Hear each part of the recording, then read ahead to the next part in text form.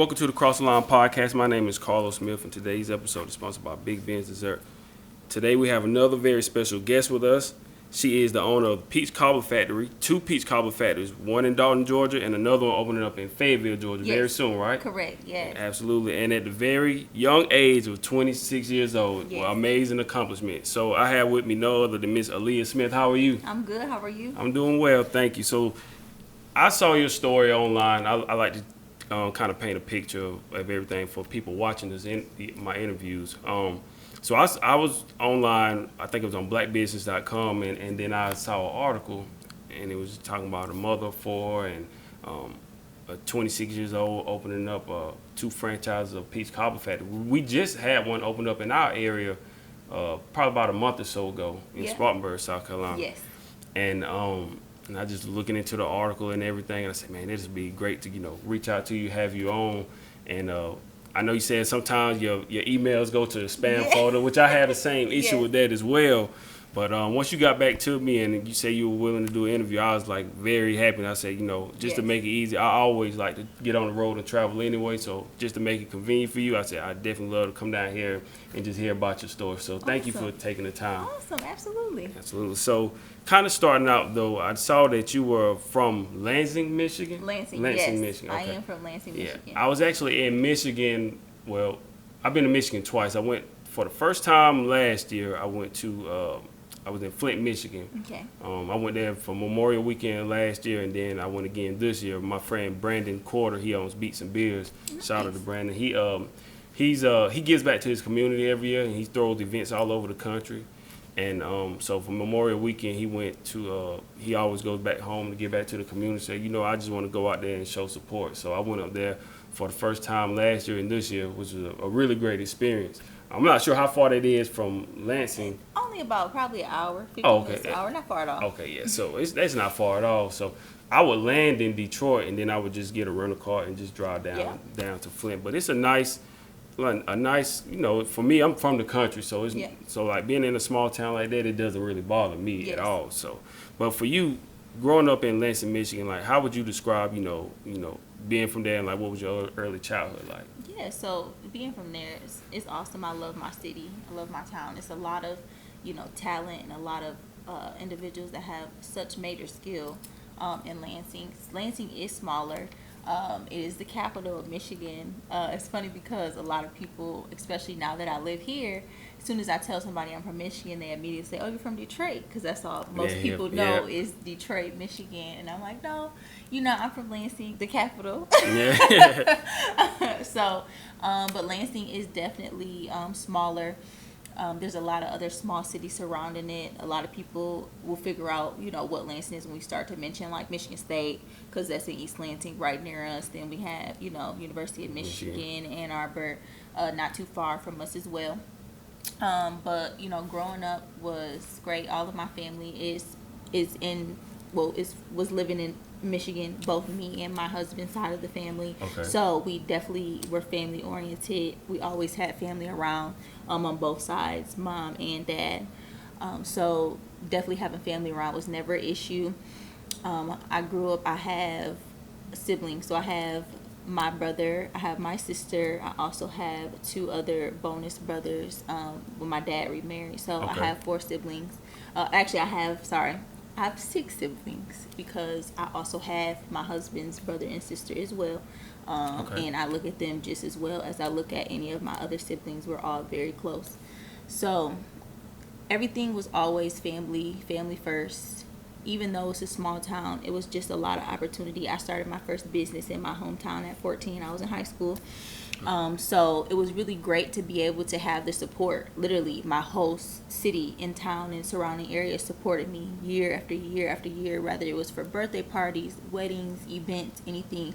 They were my bigger supporters. So they definitely play a big, huge part along with my family support as to why and how I got here today. Because, when you have that support system and you get to have, it makes a big difference, and a lot of people think that people move away because they don't have support at home or they don't have, but that was not the case. I literally moved for a job promotion wasn't because I wanted to leave, you know, my hometown and my supporters, because I continue my business for just, I still continue it now, my first business. So I still continued the business even with living here.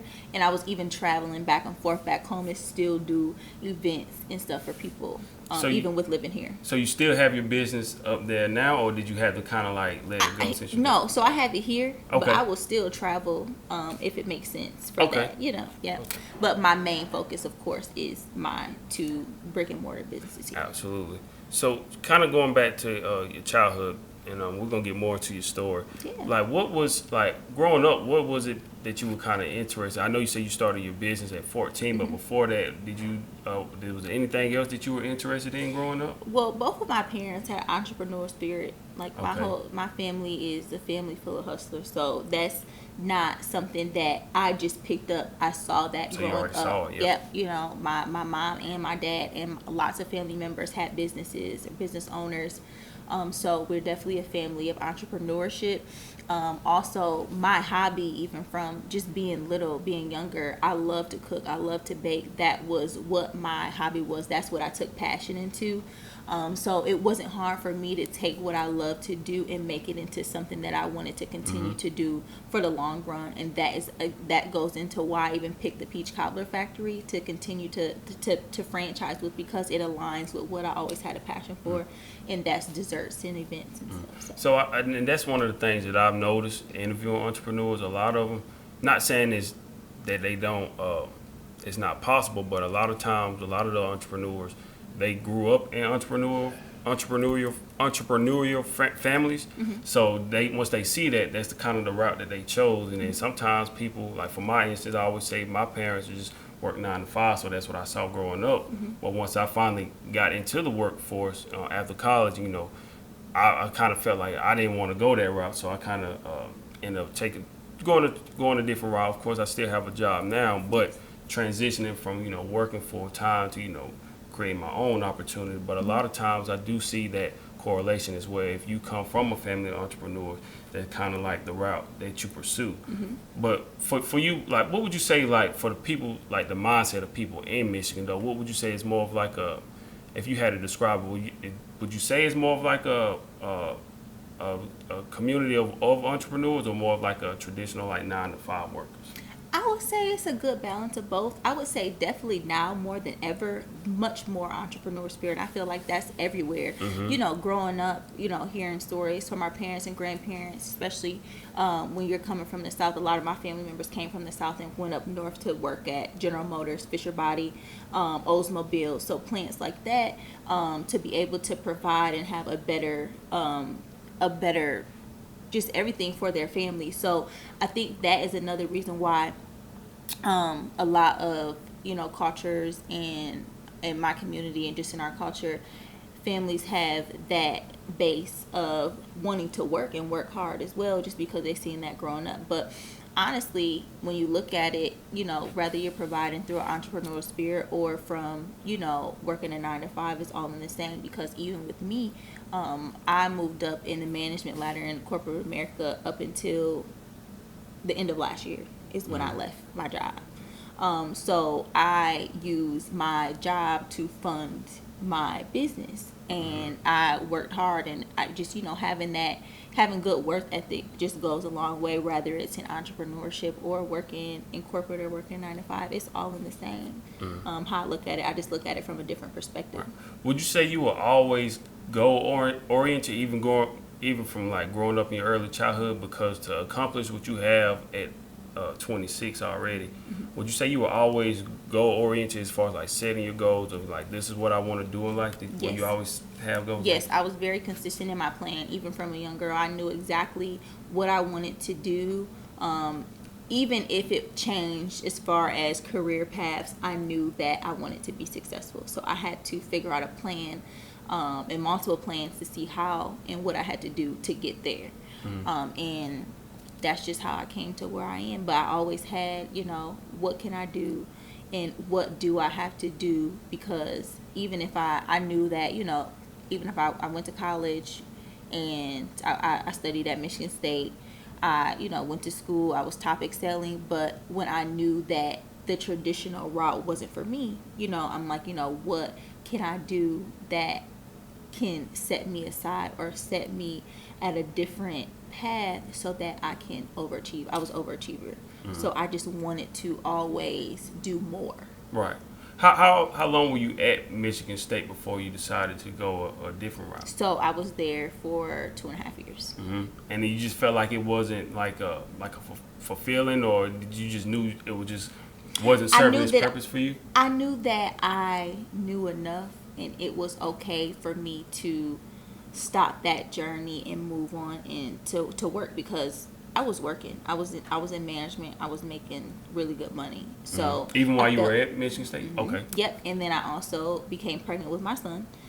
So that had some deciding into it as well, because I had pregnancy complications and I had to be on bed rest. So that definitely took some of the decision on why I wanted to just go in there. And then when I started to move up with my job, I'm like, okay, well, I guess I'll just continue to do what I'm doing and just continue to move up the ladder in corporate, and then I can continue to fund my business and, run my business from there. I always say, I feel like, just being in the field and just working in the field automatically just will serve more of a purpose than, sitting in a classroom, because I feel like, in my personal opinion, I went to college, but I feel like, well, when I went to USC, when I graduated, I didn't really know what I wanted to do until probably my senior years, when I finally got into the field of, broadcasting and covering sports.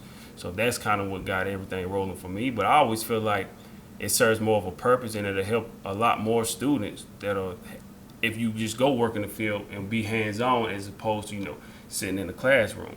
Having that skill set. Have that skill set. And it kind of gives you an idea, okay, if you go out there and just at least try it out, it lets you know whether you like it or whether you don't like it. Exactly. So then you're not wasting so much time doing something that you really don't want to do. So that's definitely a learning experience as well. And I feel like that, but, every journey is different for everybody, because we need everybody to do different things for this world to be able to work. So, everybody's not going to want to open a business and run a business. Everybody's not going to want to work a 9-to-5, but that's okay, because we need people to work 9-to-5s. We need people to work business, to own businesses, to provide jobs for people to work. So that definitely makes sense. And all in all, it's like, to be able to figure out exactly what you want to do is really the main thing, because that's what I didn't want to do. I didn't want to waste any time. Like, hey, I'm 20, I'm about to have my first kid, and I need to figure out what I want to do so that before I turn 30, I can not be working so hard and really establish and work so hard in my 20s, so that I can start to get to the point where, okay, well, I'm in my 30s. I know when I turn 40, I'm going to want to rest. And, so I just think that, if you create a plan and stick to it, and I always create an annual plan, a 5-year, and a 10-year, because I feel like those are the milestones for me. So every year I add on to the 5-year and I add on to the 10-year. So I always have a 5 and a 10-year plan, because I want to know all the time, what I need to add on. Because when I was 20, I did what I need to do before I turned 30, and now I'm 26. I'm like, okay, what I need to do, before I turn 30, and now before I turn 40. So just having those things in plan, because stuff does happen, things do come up. I've had other kids in my plan that maybe I didn't plan out when I had my first kid that I was going to have. So now I need to go back and I need to adjust my plan so that I'm doing what I need to do with the things that happen in my life, so it can still work out. And I think when you're young, a lot of times when you're that young, you fresh out of high school or in college, you don't really think about like the long term. You just think about like living in that moment right then and there. And for me, I've been out of college for almost 10 years now, and I'm like, man, it's crazy how fast, because I graduated in December of 2014, and I was like, man, so many years. It's almost been 10 years already. But when you're young, it's like a lot of the mindset of young adults is like you just want to live in the moment and enjoy yourself, enjoy your 20s. But at the same time, you still have to be goal oriented, because for me, I didn't really start setting goals until probably, well, I knew I wanted to do something in sports when I got into the broadcasting field. And then after that, trying to find jobs in my field after I graduated, it was hard. So probably about 25, 26, when I finally started creating my own opportunity, that's when I kind of started figuring some things out. But a lot of times when you're so young, you just like, you ain't worried about it. You like, I'll figure it out down the Right, line. exactly. But it's so important to, have those goals. Talk a little bit about that as well, just, the importance for people watching this, like young adults or people in general, no matter what age you are, just like being goal oriented and just having those clear goals.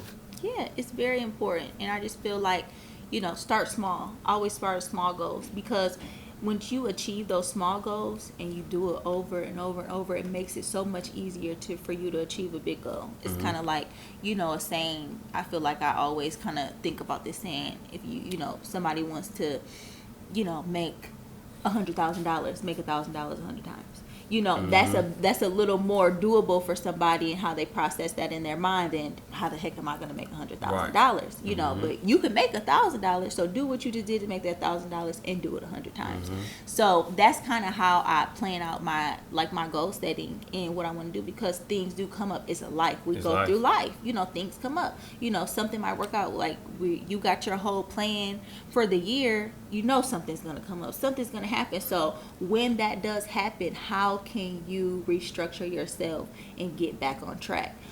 So just really staying focused, setting time aside to really, plan that out. Give yourself some self-care time to be able to dedicate to yourself and to your goals, because that, you're only one person, but you have to be there for your kids, your family, your work, your business. But you got to set that time for yourself to make sure you're contributing to your goals and your plans for sure. And speaking about, life happening, you said you were 20 when you had your first child. Yes. And then you were getting ready to, leave college after 2 years. Like, what was that like? And like, what was how was that with your family? With them letting them know you were deciding, step away from college and kind of, of course, being a mother as well. Yeah. I had a little backlash on it, of course. That's just how that goes. But I knew that no one understood what I knew. Nobody really understands until you actually go through it and do it, and you can show them that this is why I did what I did. This is why I chose to do that. But then and again, as being an adult, you don't owe anybody an explanation. Right. People are going to have opinions all the time, whether it's family, friends, just people you don't know, supporters, anything. They're going to have an opinion, because that's what people do. But as long as you don't let that bother you, and also don't let it dictate your plans that you have for yourself, because people can get in your head and be like, I don't think you should do that, and if we listen to everybody who didn't think we should do something, how many opportunities do you think we would have missed out on? Absolutely. So just sticking to the plan, staying dedicated, staying true to what you want to do for yourself, and do it for you. Absolutely. And like I said, my first two were born, they're only 2 months apart, and I was 22. This is my senior year in college, and for me, I was just like, man, I ain't ready. I was like, I ain't ready for this. Yeah. So, but life happens, things happen. But you, like you said, you gotta keep on going. You can't just like throw in the towel or whatever. And my family, they were very supportive of me. And I'll never forget, my dad told me, he said, son, we love you and we're gonna help you as much as we can. He said, you just take care of your kids, because I didn't leave y'all, so, because I have an older brother and a younger sister, and he's like, I didn't leave y'all, so I don't expect you to leave them. So, getting that confirmation from my parents, my mom, my dad, that helped me, finish school and keep on going. But like you said, life happens, of course. People are going to come your way and maybe throw a little doubt your way, but, you still have to just keep on going. Yes. For you, business-wise, though, starting your first business when you were 14, did you feel like you got a chance to kind of like, because you so goal-oriented and you moving up in the corporate ladder, did you feel like you had a chance to kind of like really like enjoy your childhood with so much going on? I feel like I matured fast. Right. And not even with me just being a business owner at the young age, it's just the mindset that I had. I always felt like I was above other people my age, and not saying that I'm better than anybody at all.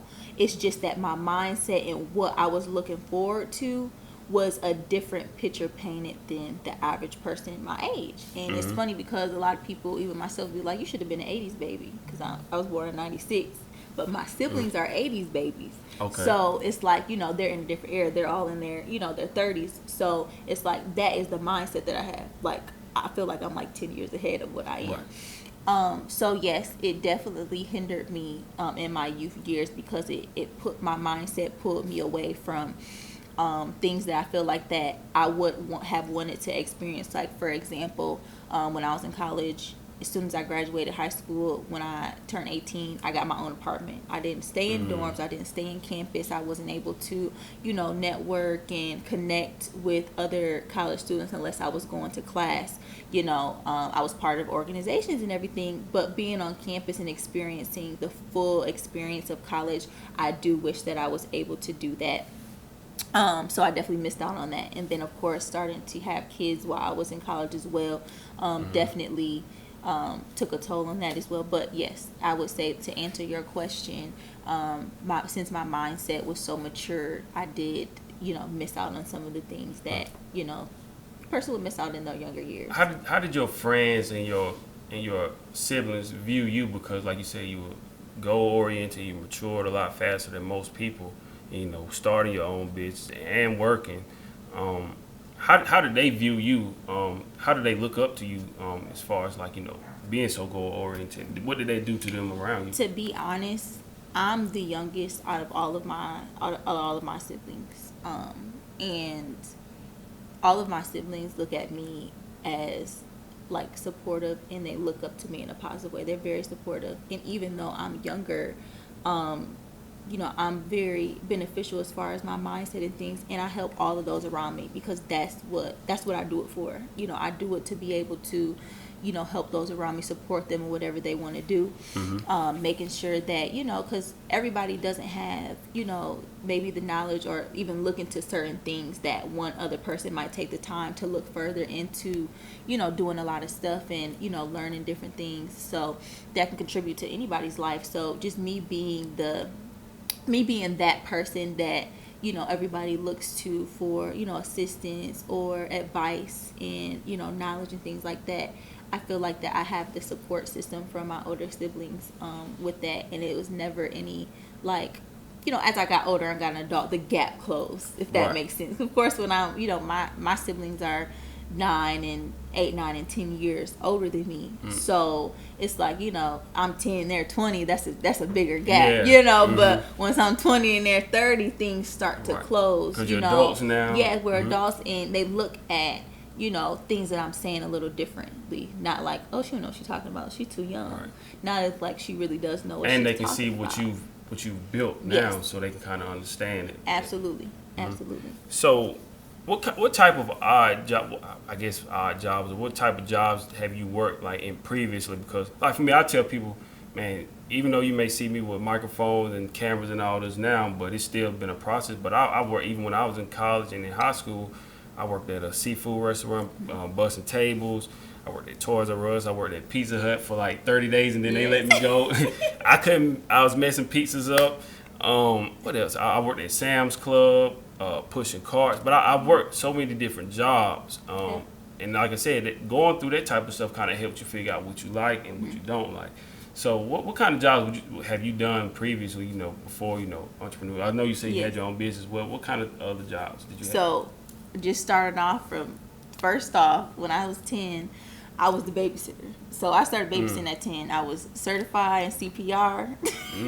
So that was a big one. Okay. So I was collecting 20s every weekend, watching my cousins and, family members, kids and things like that.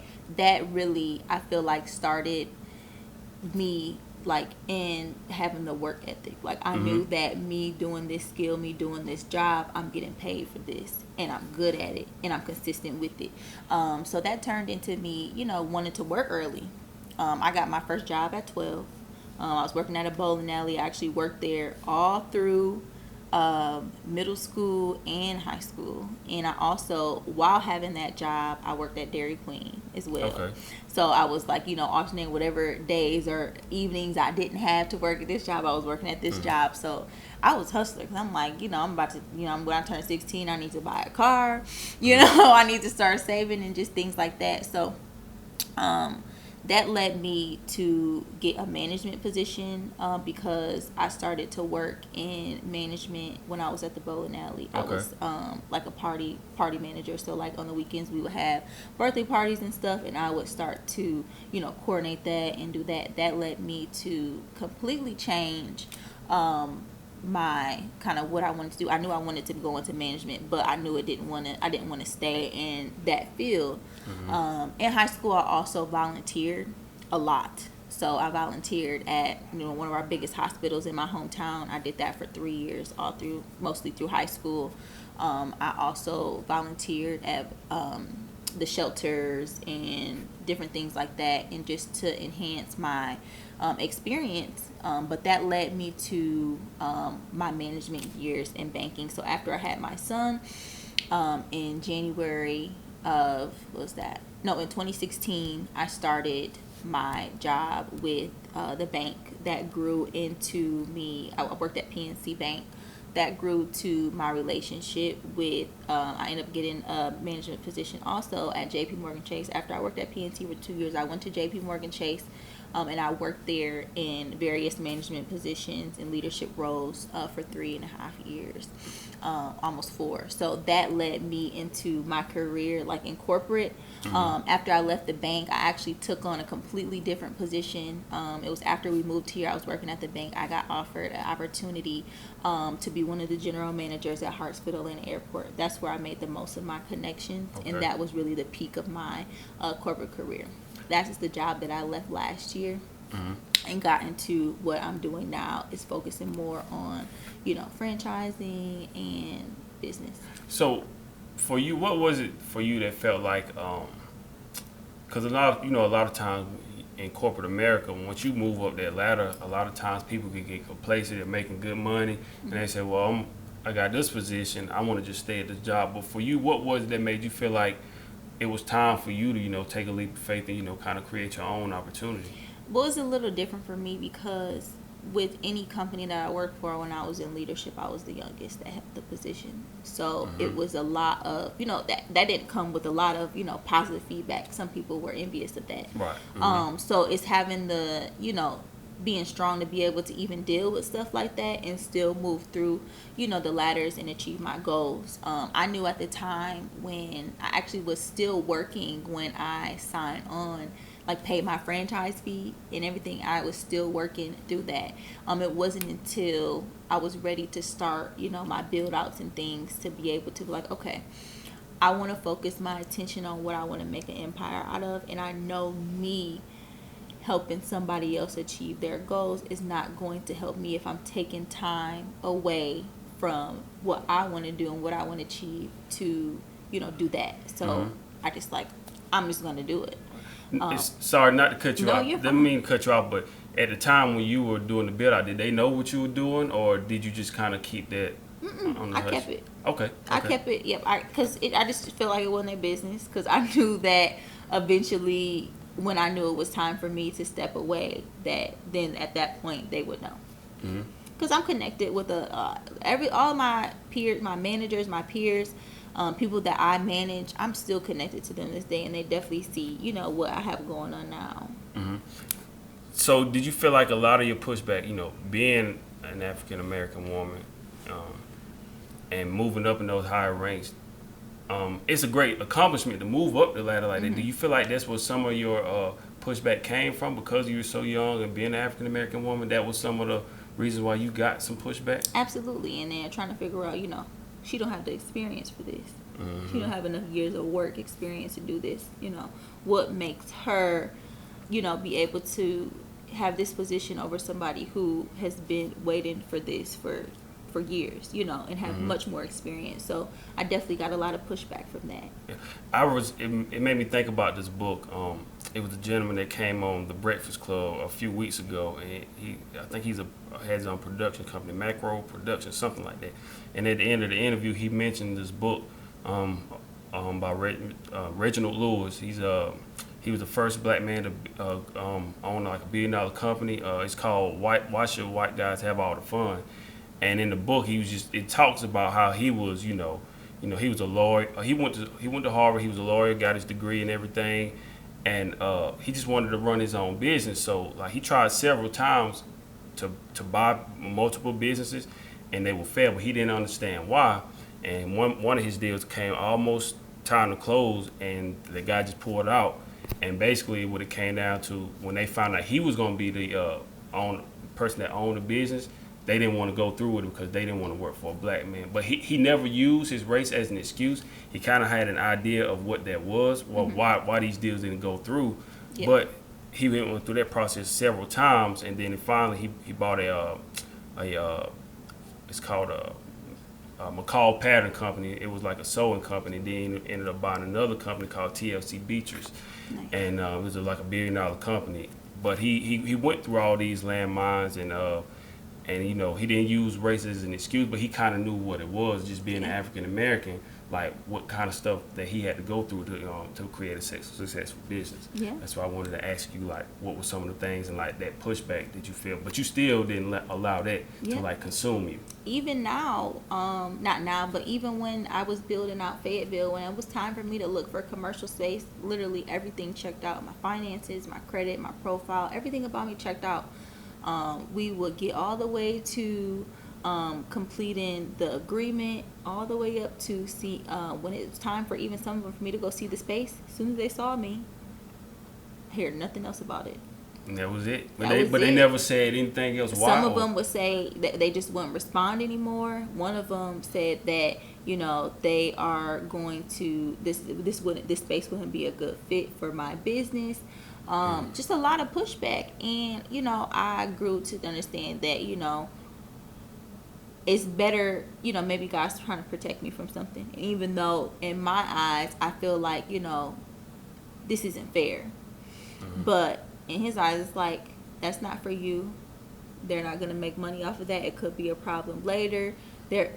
I ride by some of these spaces even today that's still for lease. They're not making any money, so they missed out, and they're not getting anybody else in there. So now that is the pushback that they get from however they felt or whatever the case may have been for them denying me in the space. But now I'm so glad with the space that I do have and who did say yes, because that is the one that was supposed to be for me.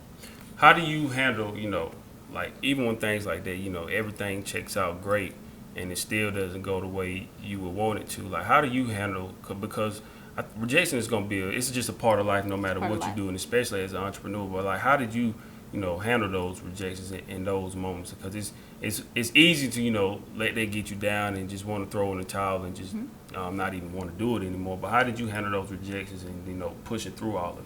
So to be honest, how I used to handle them, it used to make me very upset. It used to bother me. I sometimes would even get emotional about it because I'm like, you know, I'm trying to figure out why.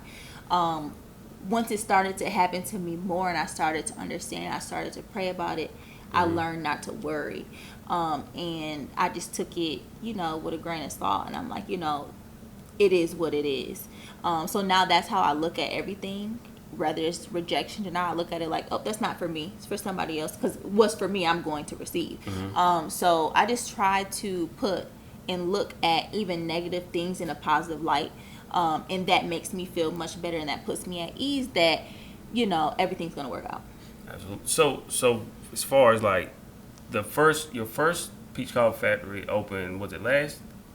So originally Dalton opened about 1.5 years ago. Okay. I became the owner, because I'm the second owner. I became the owner of Dalton on July 1st of this year. So I'm only about short 2 months of being at Dalton. Okay. So of all the business, like, what made you just want to do? Like, I know you said you had the was it catering business? So what made you just want to go with because there's many different type of restaurants that you could have chosen, but like the Peach Cobbler Factory, what made you want to do that one? So the Peach Cobbler Factory actually wasn't the first business I even looked into. The first business that I looked into and actually went through the process with was Chick-fil-A. Oh, I've heard theirs was kind of extreme. It's a lot. It's a lot, and you know, for my personal reasons, I wanted a franchise that I could own forever, and I could actually own something I could pass on to my kids, something that is an asset for me and my family. And the Chick-fil-A route, that's not it, because they're not franchise owners, they're franchise operators, and it's just a little different. It's like managing the locations in a higher standpoint. But if something happens to you, or you feel like you don't want to do it anymore, you don't get to take that with you. They take it back. Oh, okay. Absolutely. Okay. I got you. So that is why I chose not to do that, which is fine. You know, that's just not for me. Not saying it's not for somebody else, because it's a great opportunity, but it just wasn't for me. After Chick-fil-A, I actually looked into edible arrangements. because it's a company that's been around for a long time. And after I looked into it and seeing like the specs and numbers and things like that, I realized that actually wasn't for me. Even though it kind of aligned with what I've been doing for, the last decade with my business that I started with, making treats and desserts and things like that. Dipped fruit was definitely a part of it. So I'm like, okay, maybe this would be a great idea, but I figured out that wasn't for me. I literally, the Peach Cobbler Factory was brought to my attention, and I looked more into it. I'm like, oh wow, this is awesome. Like, this is great. This is different. It's a variety. They're staying up with the times. And as I continue to grow more with it, things were changing with them like this. Mm-hmm. I'm like, this is where I need to be in the beginning process with a company that's franchising early and getting in the beginning. So 10 years down the line with my franchising in it, and they're bigger than McDonald's, I knew that I started with them in their, early stages, and I got to be with them from the beginning. Mm-hmm. So I knew that was for me. And when everything starts to check out and starts to work out, that's when I know that, okay, this is for me. Because if it wasn't for me, it wouldn't be working out like this. What's some of the most important things to look at? I know you said, when you looked at Chick-fil-A, you couldn't like fully own it. Like if something happens, then it goes back to them. But what are some other things that are like most important for people watching? Like if they want to, get a franchise business, what are some important things you think they should look at? So for me, I'm educated in, reading through a FDD, just for gaining knowledge on that. But definitely if you're not having a legal team or an attorney to be able to read that out for you, because that is where all the specifics are going to be, with a franchise or a business, is the guidelines that you have to follow, and what, comes with that.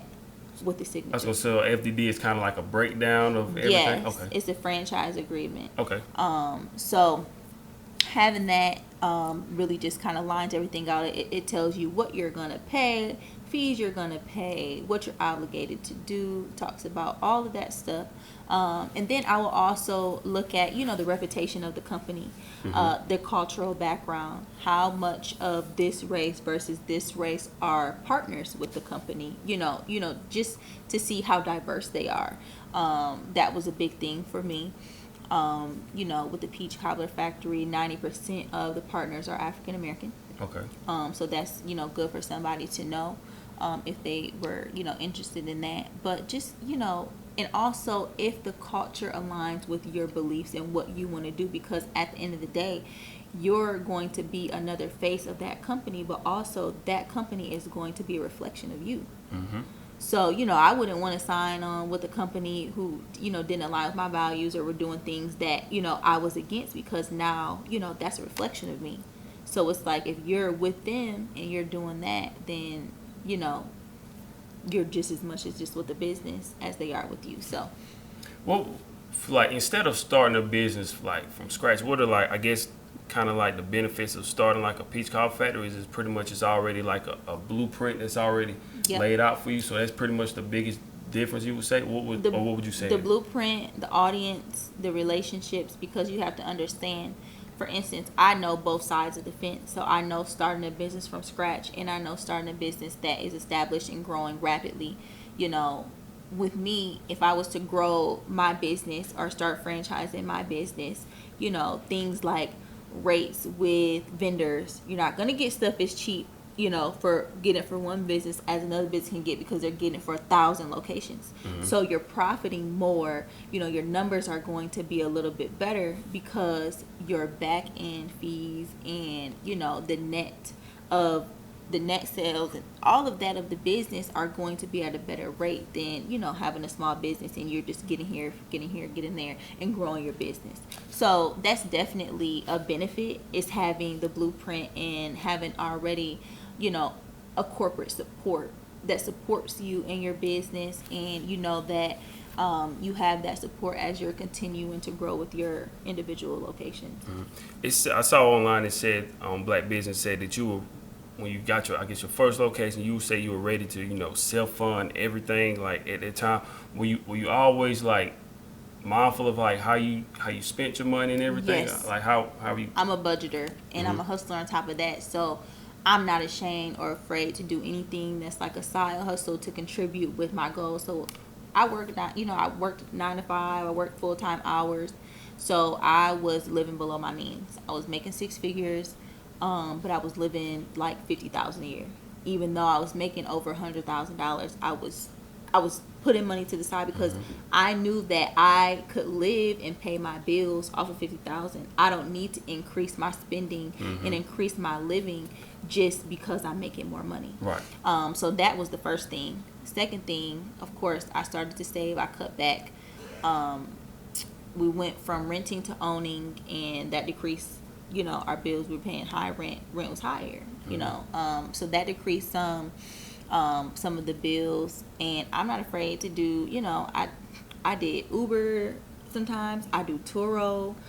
So just different things like that. That also contributed to me saving the revenue that I needed to push my dreams, to push what I wanted to do. So, as long as you stick to the goal, it's just like, you got to do what you got to do. And not worry about what other people say. Yeah, and that's what I did. I'm like, I don't care. I'm going to do it just because I'm working here and I'm making 6 figures. Do not mean I can't drive Uber or rent cars on Turo or do whatever I need to do, because it's all extra income. It's extra money for me. I'm benefiting, at the end of the day. And please talk about that, because a lot of people, a lot of business owners, they start making more money, so they think they have to increase their expense. Or people in general, like if you work a 9 to 5, just because you make more money, you think you can, go spend more money. But just talk about the importance of not living above your means just because your income increases and you're making a lot of money. That is really how people set themselves up for generations to come, is not living above their means. So, if I'm living in this house and I have a job, I'm making 50,000, and my kids are able to be clothed, fed, ate, we're able to do everything we need to do off of that salary. If my job wants to double my salary, well, guess what? I probably will add 5 to 10,000 into doing more to upgrade myself. But I still got $40,000 before taxes that I'm saving that I don't even see. So what I do is, just for instance, my last job, I was literally saving $1,000 a check. It was going to a separate account that I didn't see. I couldn't see when I logged in the mobile bank. It was going to a savings account. So I saw, it's a mind thing. So what I saw was my paycheck. After getting paid, after a few months, I didn't even think about the $1,000 because it wasn't coming into my main account. It was going away. So that's $4,000 a month that is just going somewhere else for you to save. That's how I was able to fund and self-pay for my build out for Fayetteville right now, and I was able to buy Dalton. So just little things like that. It's all about the mindset. Like, I wasn't too worried about, I could have easily went and bought 2 brand new cars off the lot. I could have, you know what I'm saying? I could have upgraded a lot of different stuff. I did not do that because I didn't need it at the time. And I knew where my mind was set and the goals that I wanted to achieve. I'm like, you gotta stay focused on the past. You gotta stay focused on the goal. This is what I need to do. If I was to do that, that's pulling me away from my plan, and it's gonna set me back. For our people, a lot of times, the struggle is a lot different for us. But what would you tell people to do in a situation where sometimes they feel like they're just getting by, like they may not have those type of funds to, put away to the side, or they just making it just enough to get to that next paycheck? Like, what kind of advice would you have for those people that are, just kind of getting by, but they want more in life, and they want to be able to put something aside? Like, what kind of advice would you have for people? So the first step is finding yourself and figuring out what you really want to do, because a person could take advice for somebody all day, but if their mental is somewhere else, that's going to deter them away from anything that they want to do, anything new, because their thoughts are pushing them away. It might be, I can't do that. I'm not going to be successful with that. It's the thought process first. So first you need to look within yourself, and I say it all the time, but, our culture is sometimes against, mental health, mental, awareness, what we need to do to first, acknowledge that, maybe my thinking process is off, so first you need to dig within yourself, and then after that is, figuring out a plan. Once you identify, that you can do better and stop doubting yourself, because your biggest critic is you. Absolutely. Your biggest critic is you, and once you figure out that you need to be your biggest fan and your biggest supporter, it'll change everything instantly. Because the tongue is powerful, and I speak highly of myself. I speak highly of myself.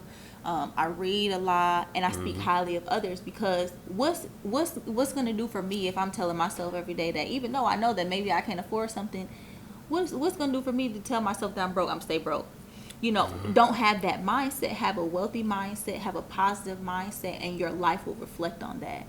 So that's just what I do every day. I speak life into my household, my family, my kids, and into myself, because that is the life that I want us to have, and the tongue is powerful. So I'm basically going to, manifest the life that I want. Oh, you sounded just like I had a lady on, Miss Leslie Wallace, a couple weeks ago. She has it's called Kingdom Logistics Trucking and Logistics. Kingdom Dispatch and Logistics Company, and she was saying the exact same thing about life and death is in the power of the tongue, and be mindful of the words that you speak, and also be mindful of what the words that you allow people to speak to you. About you. Yeah, Absolutely. because she said, don't let those people say anything when you know better about yourself. And she said, if you always tell yourself, man, I just got this little check all the time, it's gonna stay little. It's gonna stay little. So be mindful of the things that you speak to people and what you say to yourself, or what you allow other people to say to yourself as well. And a lot of people, they ask for, people of a religious state or anything, they ask for, the wrong thing. People sitting there asking for, for their lives to be better, or for them to, just be in a position to win. But really, what the most important thing is to be in a position to be able to help, be in a position to Absolutely. be able to, provide for others, to not only just think about yourself, but think about what you can do to change the world. And that's really just being, God moves through people. I truly believe that. And everybody, has to have, the mindset to be able, if you're not looking to just better, if you're looking to just better yourself, that, that's good to have those self goals. But, when you have so many other people around you, what can I do? That's why I'm so community involved and I'm so family oriented, because my main goal every day is I need to figure out what I need to do and what I'm going to do to make sure that my family is up and the people around me are set onto new heights to be able to be successful too. Because it's not just about me, Absolutely. Even though I'm the one, putting the time in, putting the work in, I'm not just doing this for me. I'm doing this for the people that I love, for the people around me, because it only takes one person. Absolutely. And I feel like that's just a part of life, and especially as an entrepreneur, it's like when you have a business, like you're supposed to serve, like you're supposed to be able to give back.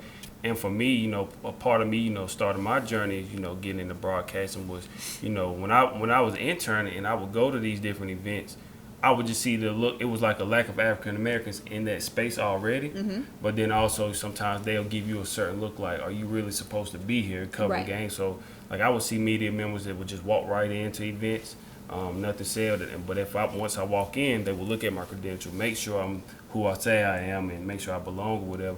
And I know how hard it is to, get into those spaces. So, like, if I'm covering, like, the Charlotte Hornets, or when I did some things with the Panthers and, cover South Carolina State Bulldogs, which is the HBCU, which I'm thankful for that opportunity. Like, I always said eventually for me, as I continue to grow my business, I want to be able to help other people get into those positions. So if they want to cover these events, they can go in, because I know how it felt, for me, trying to get into those spaces And not have nobody. And not having anybody, and being rejected, is because it's like it's already a lack of African Americans in that media space. And I feel like it's important for us to share our story, because if you look at basketball and football, majority of the players are African Americans. So to be able to go in and cover those guys and have somebody that they can relate to, I feel like that's an important part. And so for me to be able, to give back, and also create a platform like this where I can meet so many people, and people can hear these type of stories and inspire people as well. I feel like that's part of me, giving back to the community, and just helping other people, follow their journey, whether they want a Peach Cobbler Factory or whether they want to start their own media business. This is kind of like a blueprint for them to kind of follow and just hear these stories. That's going to kind of help and give back to them as well. Absolutely. And if everybody just continues to do that, it'll just be so much more helpful for everybody that's coming along. Absolutely. We got a few more questions, and we'll get ready to wrap it up, because I know you have some other things to do. What would you say is like the hardest part of being an entrepreneur? I would say the hardest part of being an entrepreneur is knowing that you're going to be the hardest one to work. Mm-hmm. You know, and that goes with everything in business, especially when you're new, when you're first starting a business. Even if you have other employees, you know what I'm saying, it's going to be you sitting there paying all your employees and you can't pay yourself yet. You know, you're not really seeing, you know, the money. Like, it's not all glitter and gold. You got some days where you're having high sales. You got some days where you have no sales. Some days where you having a little bit of sales. Some days where you got to work all day, no days off. Might have to work a month. You got people that can be sick, take vacation, have other obligations, second jobs, everything. But that is your obligation. So you have to make sure that your business is doing what your business is supposed to do. And if you have to fill in every day, you got to fill in every day. So basically, you sacrificing your personal life to make sure that your business is running. Mm-hmm. What would you say for you personally was like one of the biggest battles that you have or you had in the past or may have right now with yourself, like the biggest battle? So I would say when I took over Dalton, it was a store that really wasn't profiting, and the reason why the old owners left was for that, and just, you know, it just wasn't for them anymore. So I took on a challenge, and I took on that challenge because nobody else is probably going to take it on, and I knew that that's something that I wanted to change. Mm-hmm. So I came in on the 1st of July. I was there for 37 days straight, no days off, open to close. I would drive 2 hours there and drive 2 hours home every day. So sacrificing time from my kids, my family, my husband, my personal life, not being able to do anything but be there until I grew that business. And in the first 30 days, I grew the sales 79% without doing any marketing. That's being involved, that's being community involved, that's building relationships with customers, that's, you know, giving exceptional customer service. But sometimes you have to go through those trials to be able to see the light. And I'm definitely now seeing the light, and it's gonna go up and down. You know, I probably really won't see any, you know, consistent progression until after the first 6 months of me taking it over, but it's worth the challenge, and I'm ready for it. So it's really just being dedicated to that, and just knowing that just because you have some trial and error and you might have a couple down times doesn't mean it's going to last forever. I gotta ask you, talk about that mindset of, you know, you driving 2 hours to work, you know, at a location that's not profiting as it should, and then you working open to close. First question is, did you have any help? And then also on top of that, just talk about like your mindset, because people will look at that already. It's like, well, it's too far from home. It's not making any money. This is a bad idea. But for you to, you know, accept that challenge, talk a little bit about that mindset of, you know, embracing that challenge. Yeah, so definitely I look far ahead. So I'm looking at the bigger picture. I'm looking at what this could do for my family, for my kids, 10, 20 years from now. Mm-hmm. So, you know, some people look at, you know, what's going on right here, right now. And, you know, what I do is like, you know, I'm like, okay, so what I wanted to do was just make sure that I knew that you got to stick to the plan. So it was tiring. It could be a happy drive. It could be an emotional drive. It could be, you know, a sad or angry drive, but I never complained, and I said, this is what I signed up for, this is what I'm going to do, and I'm going to do it. So just having the opportunity to be able to experience this, I know that I can handle anything.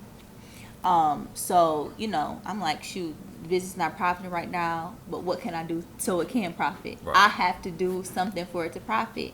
And I'm like, okay, so this is what I'm going to do.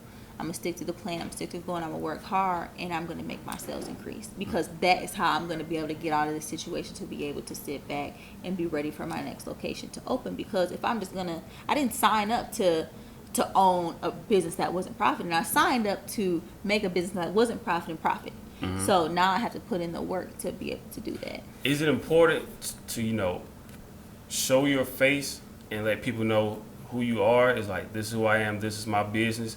Or would you rather prefer to, you know, kind of like stay behind the scenes and like let your business just speak for itself? Nope. I want them to know. Okay. But I want them to know because I'm passionate about it. You know, how can I have a great team of employees if I can't do the work? Right. So anything I ask anybody to do, I've done it 100 times over, and I will still get in there and do it. I work with my employees all the time. I was left with one part-time employee, now I have 4.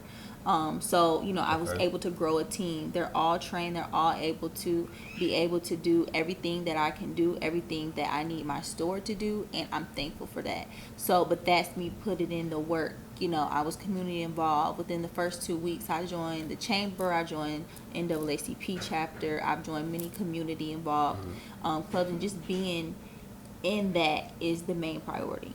So just looking at the positive in things again, and having that positive mindset is really the main thing. Absolutely. How do you, with that taking so much time away from your kids and your husband, that driving that far and just being an owner of a business, how do you balance like the being a mother and a wife and as well as a business owner? How do you balance it? So like balancing it, my husband really is very supportive, and we just make it work to hold this fort down, because it's like I'm working on during the day, he works through the night, he has the kids and I have the kids. It would be sometimes I wouldn't see my kids for a few days, like physically, unless I go wake them up or go give them a kiss while they're asleep. But I'm leaving at it was the summertime, my kids not up. I'm leaving at 7 something in the morning so I can get there and prep and bake. That's when I was getting the hang of everything. And then I'm coming home after midnight, my kids are asleep. So being there for that short period of time and being able to juggle that, I knew that I needed to hurry up and I needed to figure out and I needed to make it work so that I could finally sit back and enjoy my kids, because my family is everything to me. Absolutely. So, but sometimes you have to make those sacrifices to see the bigger picture and get to the goal, and you just have to make sure that your support system understands that. Would you say that's probably the biggest sacrifice you had to make, was being away, from family, because of like the goal that you're trying to accomplish, and setting them up for generational wealth? Yes. Because I remember one of these clips I saw online was Shannon Sharp, and he always said something about, it's no such thing as balance. It's because when you really want to be great at something, it's going to come times where you may miss, he's a professional football player. He missed, recitals or different things at school, but he knew what he was trying to do, and he wanted to, put his family in a better financial situation than what he had. Right. So that was one of the sacrifices that he had to make. If you had to lay out a blueprint for business, for people in general, like they want to become an entrepreneur, like what would you say is kind of like a blueprint, just starting to be, it may not be a Peach Cobbler Factory, but just a business in general? What kind of blueprint would you say? I would say the first thing look into, because a lot of people don't look into it or just don't know much about it, is to tap into business credit. With any business, it's the whole line of things. Do not put everything and weigh down your personal credit, because it's just so much more, so much out there, so much money that you can't even put your hands on unless you have established business credit. So that would be the first thing. Figure out a plan how you can start saving, because the main thing that you're going to need is finances, because a lot of businesses put more in than they get out the first year, honestly, if not the first 3 years, because you're still figuring out how to reduce your spending costs, how to reduce your labor costs. You're spending too much in those areas, so you have to figure out the balance, and it takes time for that. So definitely identifying those things are really important, and then you can get into owning and being successful in any business. Absolutely. My final 2 questions, and we'll wrap it up. I know you're only 26 years old, but is there anything, if you had to look back on it so far, is there anything you wish you would have done differently?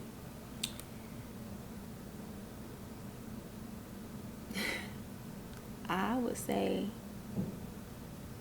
no, not really, and that's just because I'm learning every day. Honestly, I am. I'm a very teachable person, but I'm very much willing to learn. I'm very coachable as well.